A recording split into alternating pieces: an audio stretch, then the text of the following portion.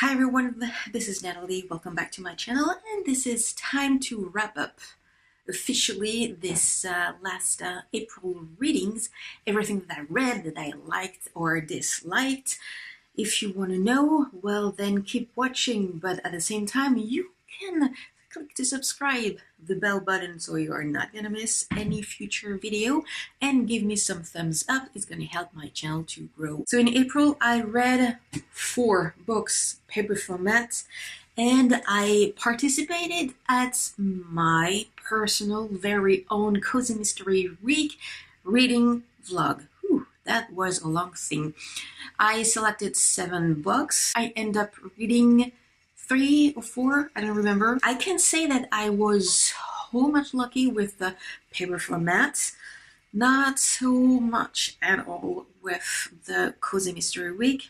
You know what? It happens. I realized in the past month that every time that I have to wait the end of the month to film the video wrap-up of the different books, I'm losing a lot of emotion feelings. This time it's gonna be a different way for the wrap-up. Every time that I finished reading a book, I pick up the camera, I can express more or really give a better feeling of what I felt. First book to be read, Different Kind of Evil by Andrew Wilson, and I have to say that it's the first one, and I hope not gonna be another one, DNF'd this month. Agatha Christie has been requested to work for the British Secret Intelligence or Service, that I think at the time it was called.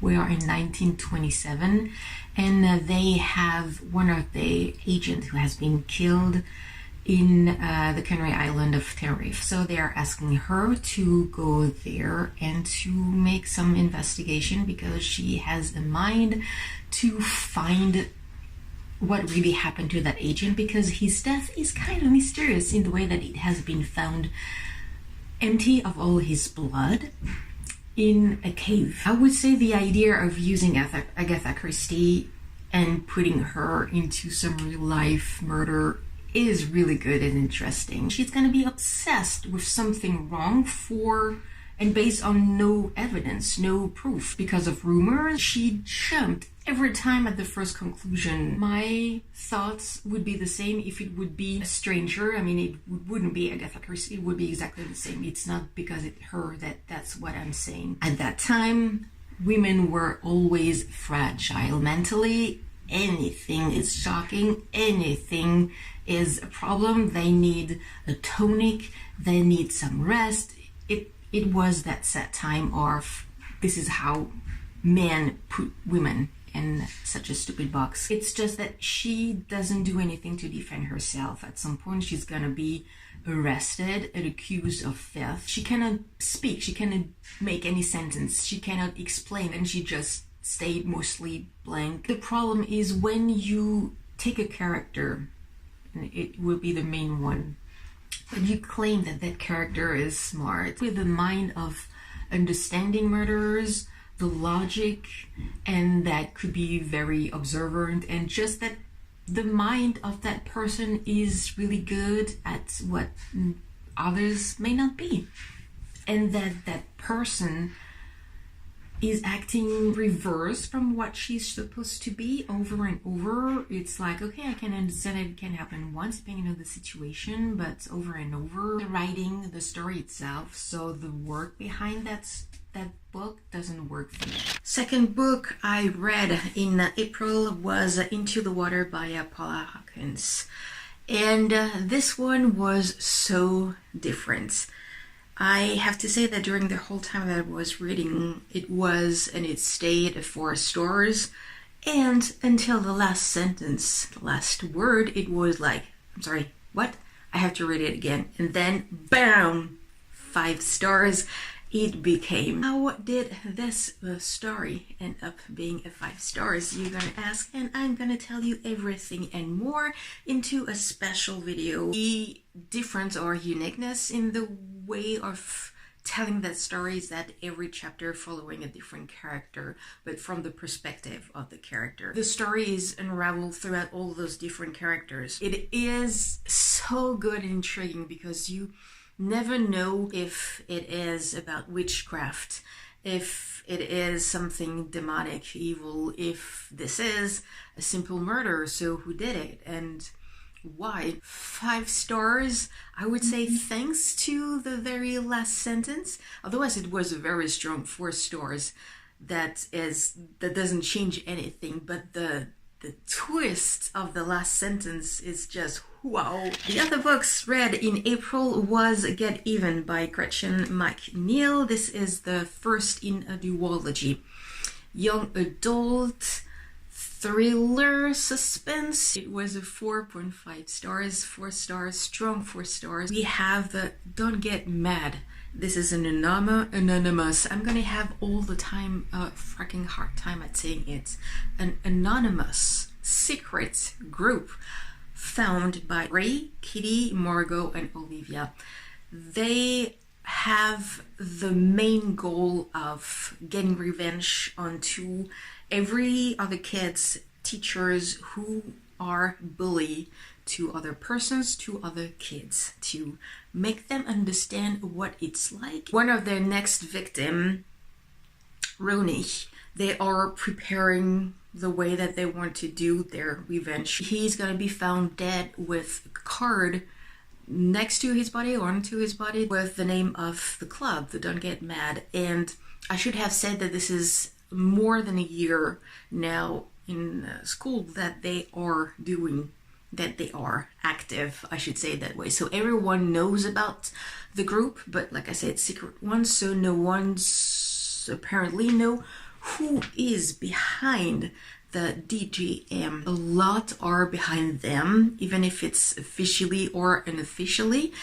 You have at the same time an opposite group, well, not a group, it's kind of a police found by the principal, whatever, of the school, and it reminds me so much of Harry Potter. I think it was the Order of Phoenix. I don't remember. The bad ones, the bullier, or volunteer to find who are behind that club, the secret club, but they are giving a white card to do whatever they want and whatever they have to interrogate and even bully more to get their answer. None of the group did it. This is not their way of doing, killing people, but it is obviously a problem. The end of the story is going to happen in the second installment, Get Dirty. I can say that what surprised me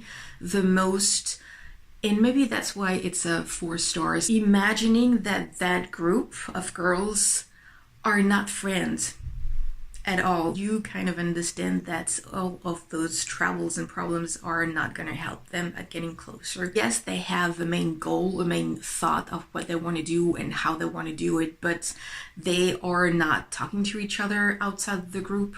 They are not doing anything together. And obviously this is something so surprising, because specifically when you have a secret group, if you are going after us, or if you are plotting and doing revenge onto bad people, you have to trust each other. You have to be somehow friendly and talking to each other. How easily that group can stand along the path, at least for more than a year. It is about going after the group, after the girls, and destroying that group. So if they are not friendly to each other, they don't trust each other, well, it's kind of understandable that it's going to be easy to break the group.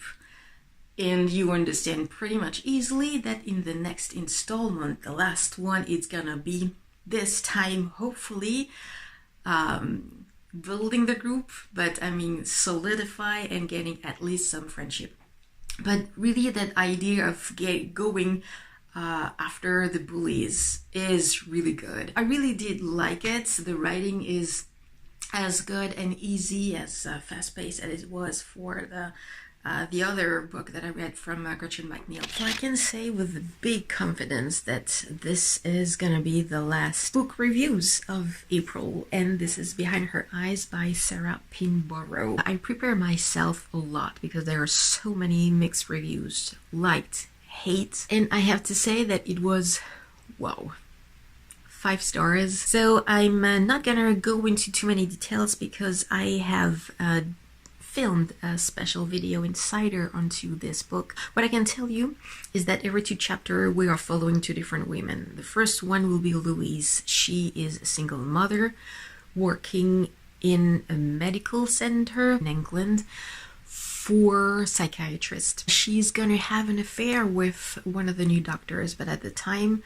before the affair will kind of really gonna start, she didn't have any idea who he was, and the same thing with him, David.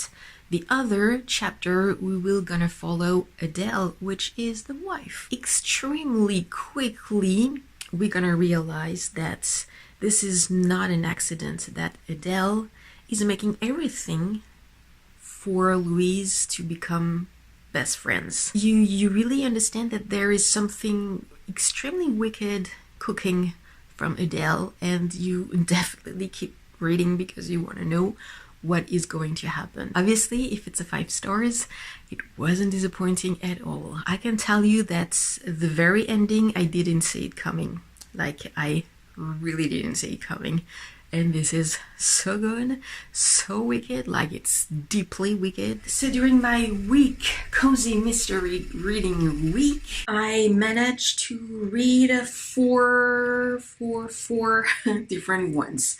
I started with the smallest one. It was Pain and Penalties by Sarah Bigelow's. Then I went up with The Case of the Hidden Flame by Alison Golden and Grace Dagnall. I went to, I think it was Ohio and partially in Florida with Sunshine Hunter by Madiko Shear. I end up with The Murder in Tropical Breeze by Mary Bowers. I sadly can say that pretty much everything is 2.5 stars. I kind of have the feeling that it was a month for April, which is not really the case because with the paper format, I was so lucky. I really hope that my insight and everything that I had to say for those last new books that I added into my keep book shelves and bye-bye shelf, I mean, it's more a cardboard than a shelf, doesn't matter, will help you to decide and pick up your next reading. Until the next time, have some lovely time, dive into words, lose yourself,